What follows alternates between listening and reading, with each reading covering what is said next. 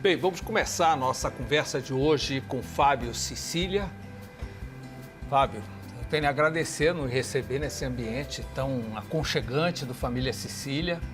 Hoje, não na condição de chefe, mas hoje nós vamos conversar com chocolatier. Chocolatier, ou chocolateiro, como diz no bom português.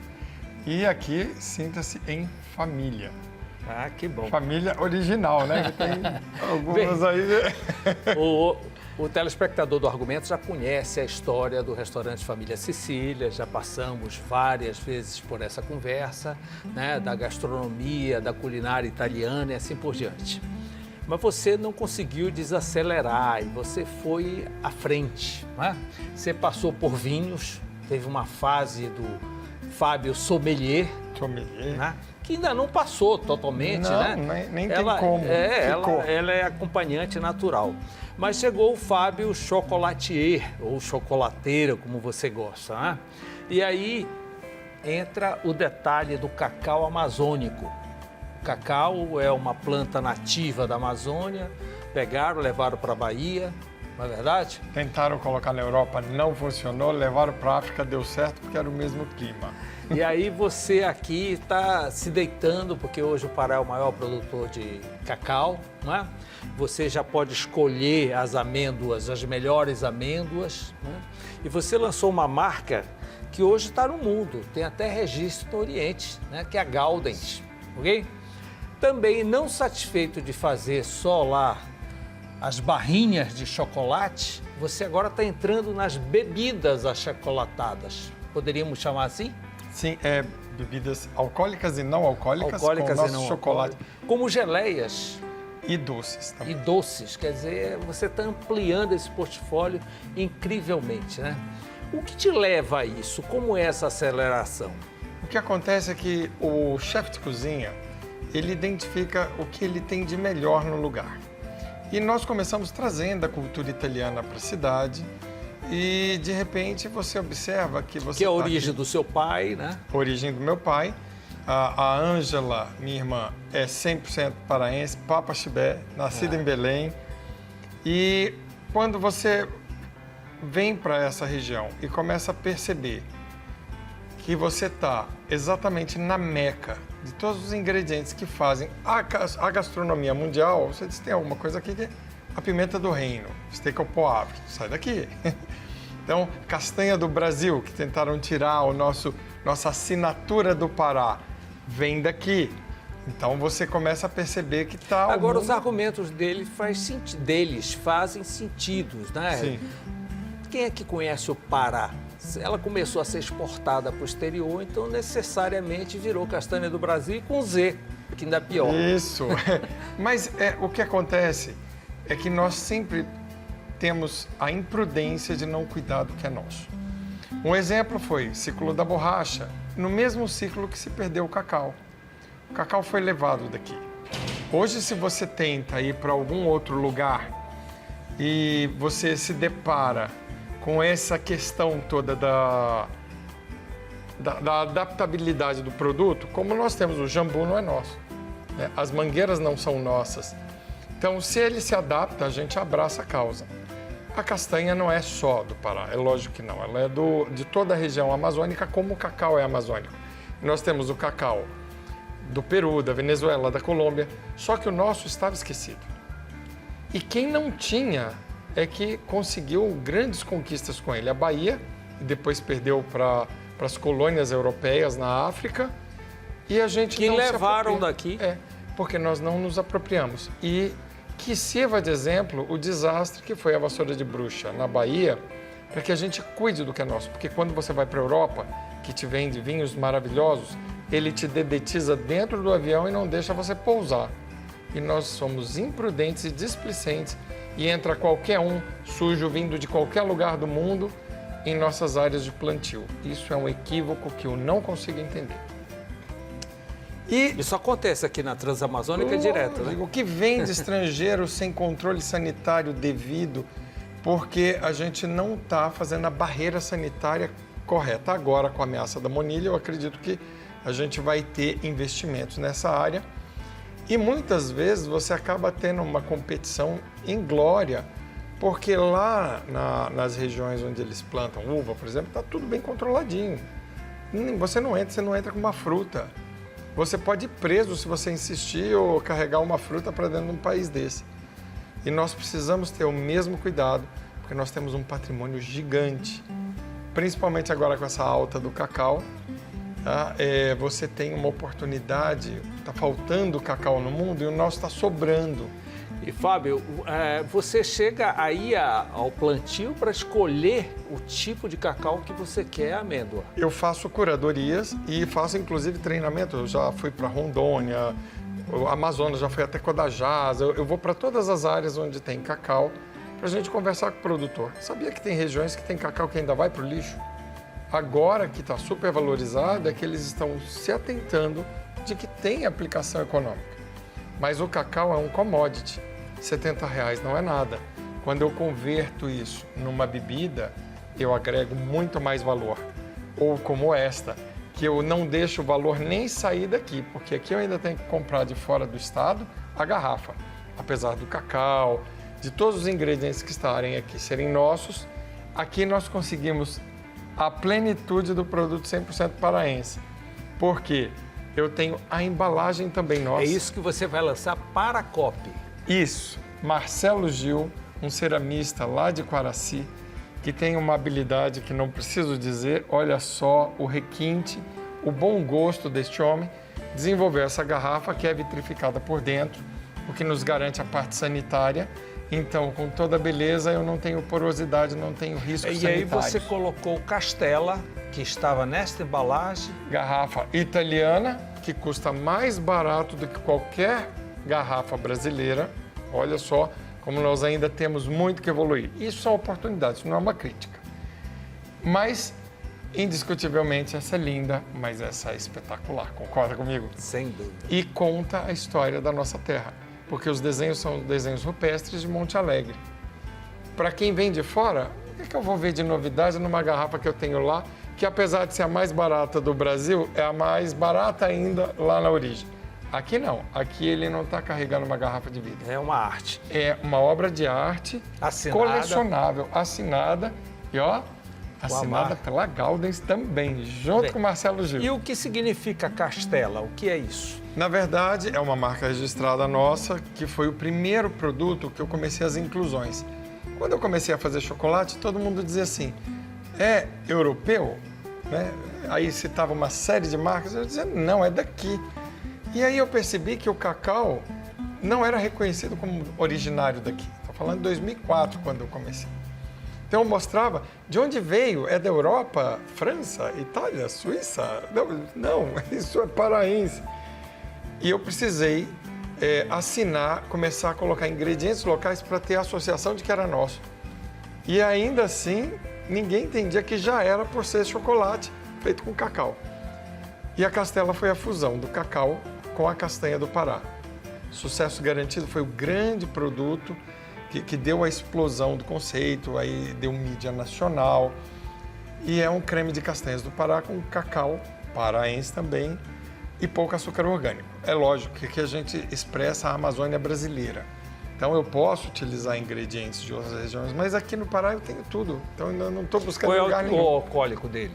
Tá, aqui o creme ele não tem álcool. A bebida tem 19,7, porque já é uma bebida que, como contém leite, essa especificamente, a gente deixa um teor alcoólico mais elevado, porque isso garante barreiras sanitárias, uma série de coisas. Ainda é totalmente artesanal, mas é um espetáculo.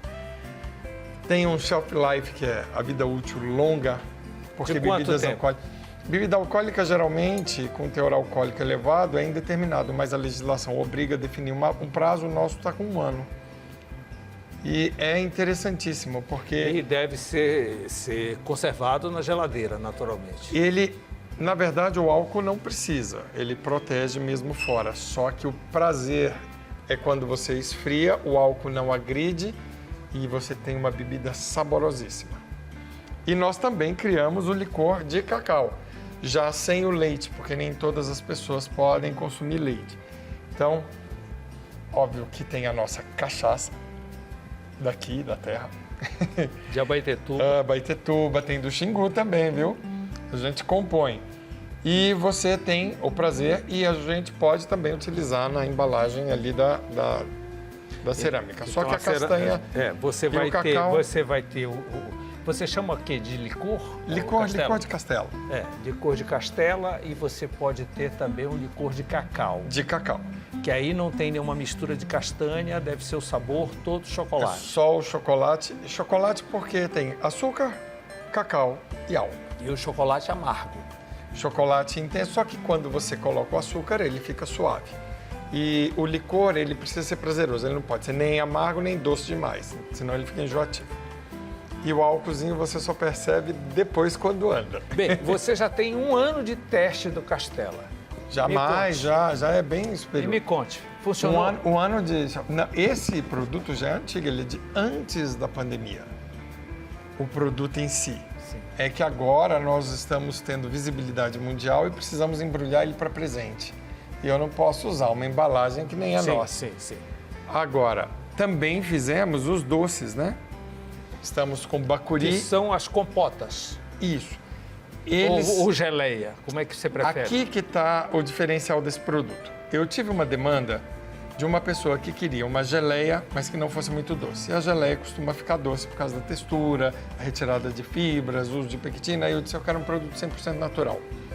Preparamos os doces, só a fruta, pouco açúcar orgânico demerara, uma técnica, que é um segredo industrial, e você tem o doce com baixo teor de açúcar, as fibras bem molinhas, eu consigo passar em uma superfície, como se fosse uma geleia, e ao mesmo tempo o sabor íntegro da fruta com pouca intervenção do açúcar. Hoje você já tem 3 tipos, né? Cupuaçu, castela e bacuri. Isso. Sim, mas nós temos uma infinidade aí de frutas amazônicas. Tem, até mas já a cope, tem, você... já.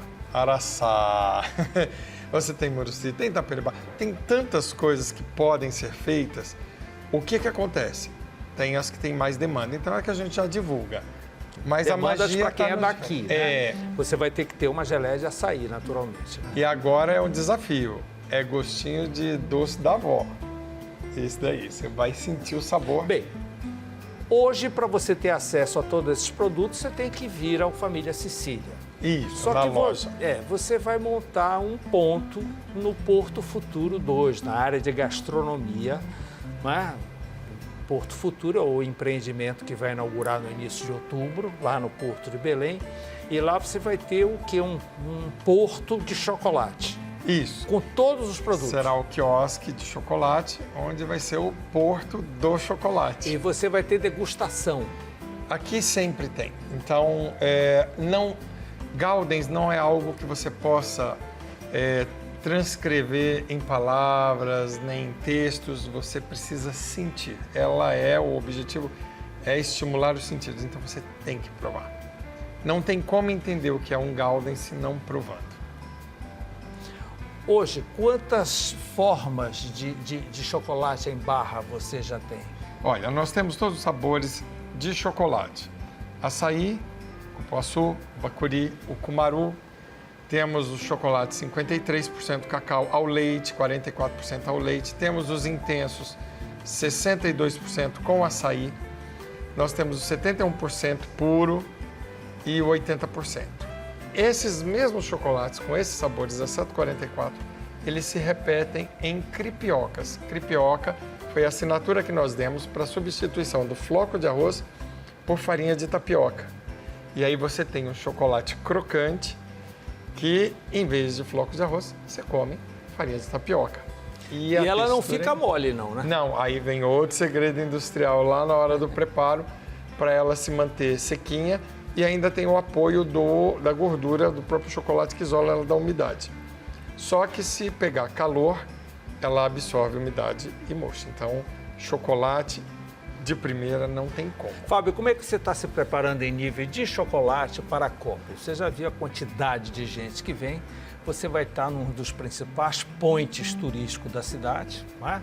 Aí tem o fator da Amazônia, do chocolate da Amazônia, chocolate com cacau de origem, né? E são apelos muito fortes. Isso. Né? Como é que você está se preparando? Como é que você está armazenando esse material? Como é que está o nível de fabricação? E o que aconteceu? Bom, primeiro eu troquei todos os reais que eu tinha por cacau, porque com o preço que está é como comprar ouro.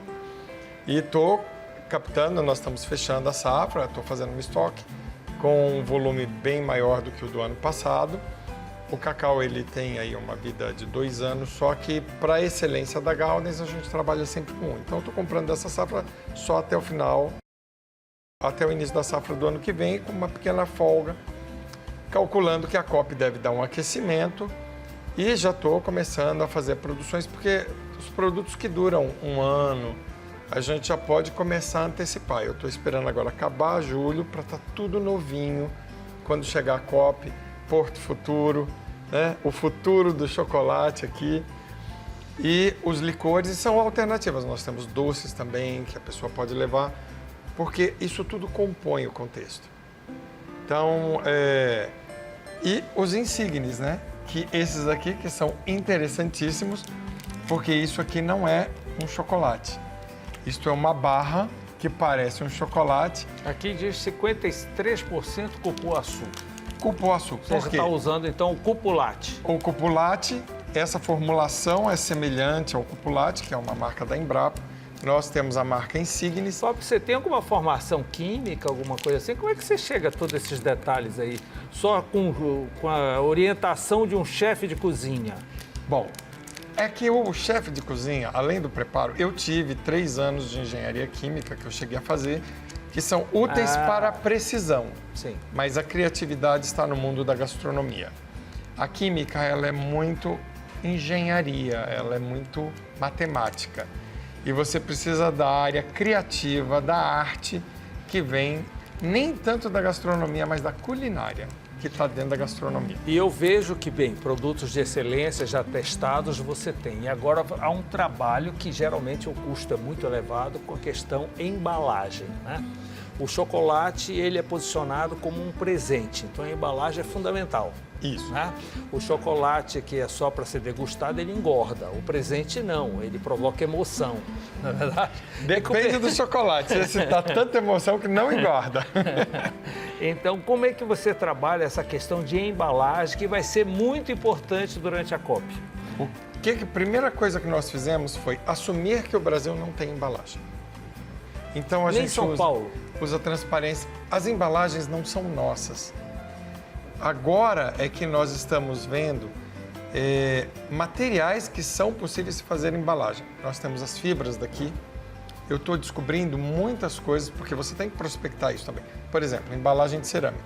As embalagens de Miriti, que a gente já está fazendo prospecção para verificar.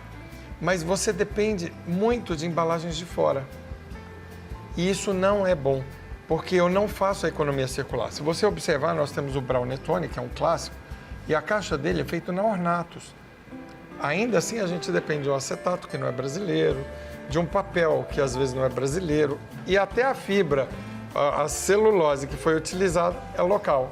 Isso vai ser muito reparado por quem ainda não viu, não conhece, até para o posicionamento do nosso chocolate.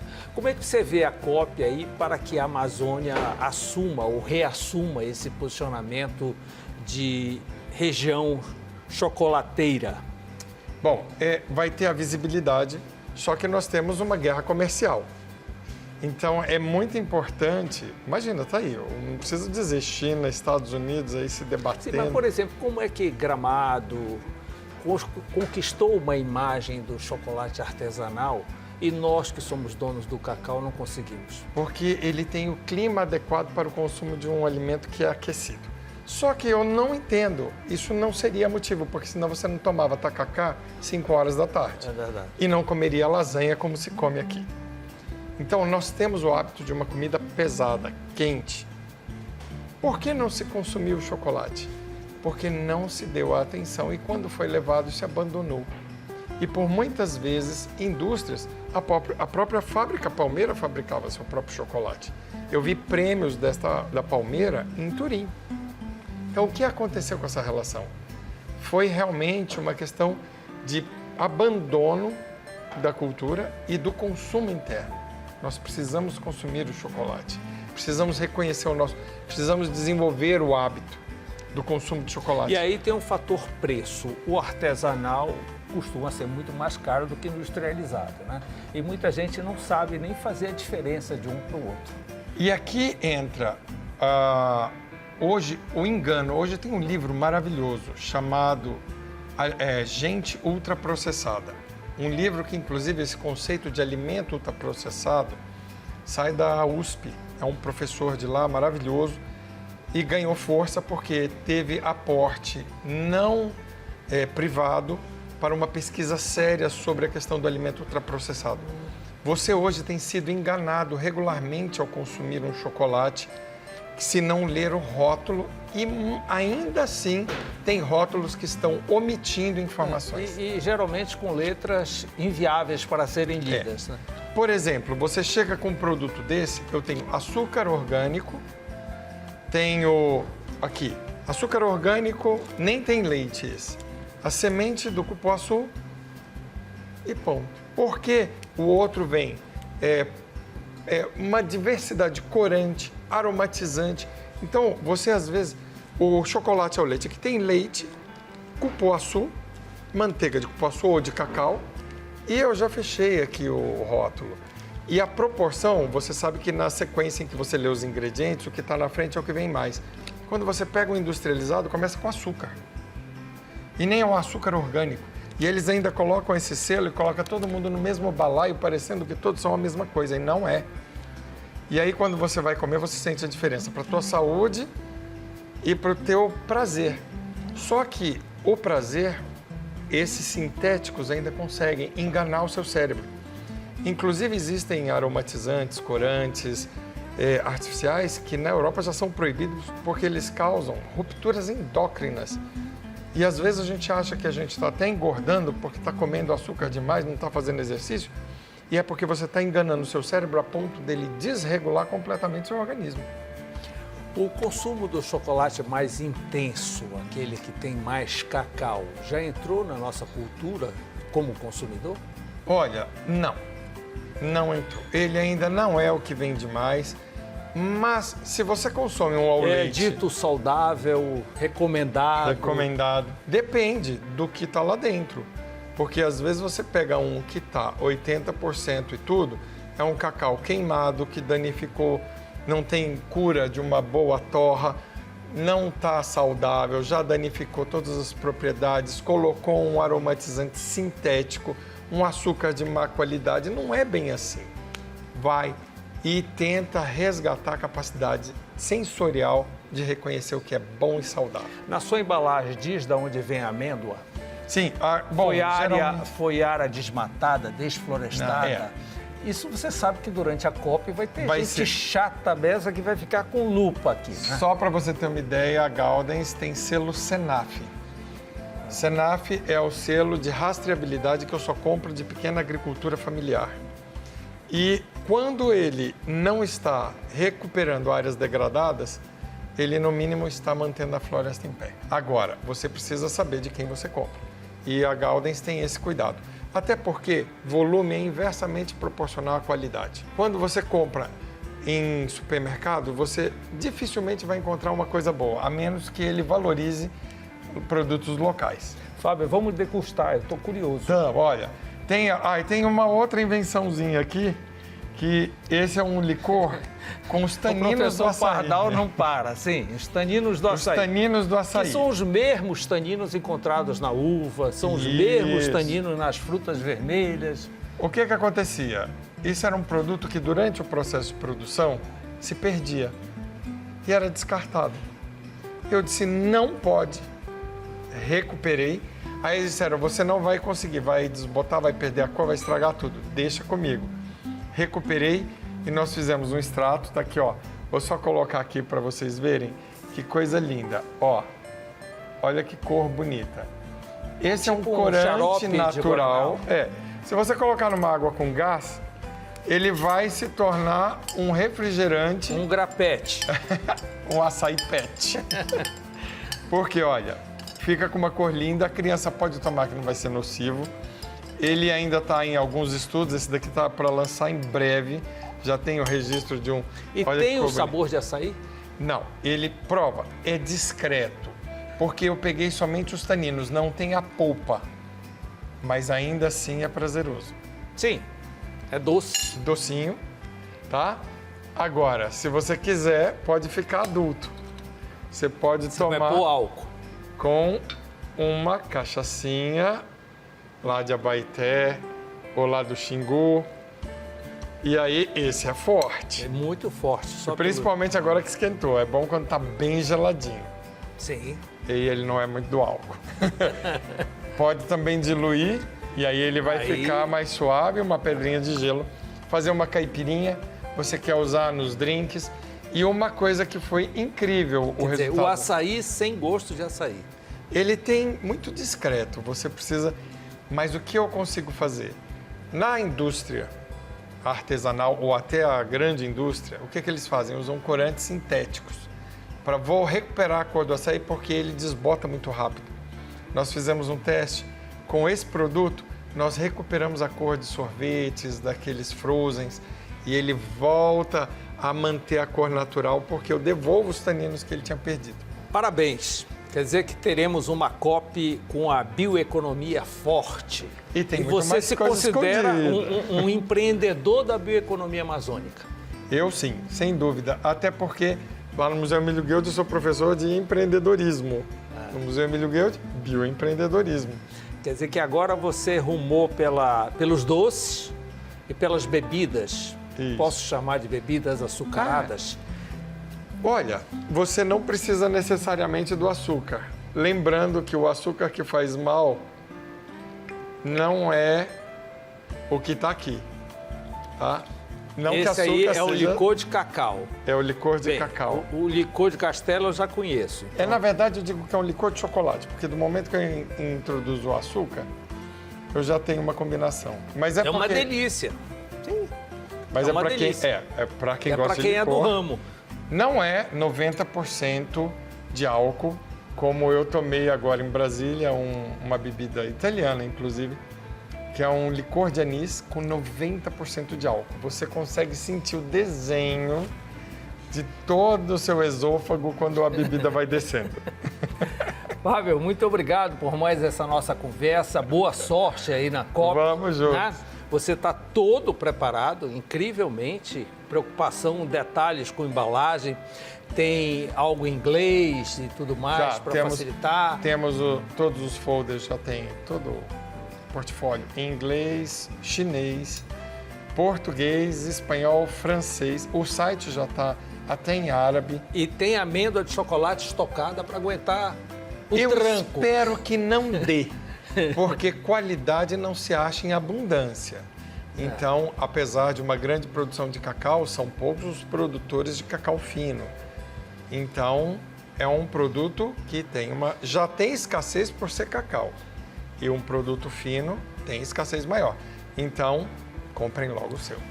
Muito obrigado, hein? Adorei. Grande abraço. Obrigado. Logo depois do intervalo, eu converso com Patrícia Oliveira e o Canto Lírico. Volto já.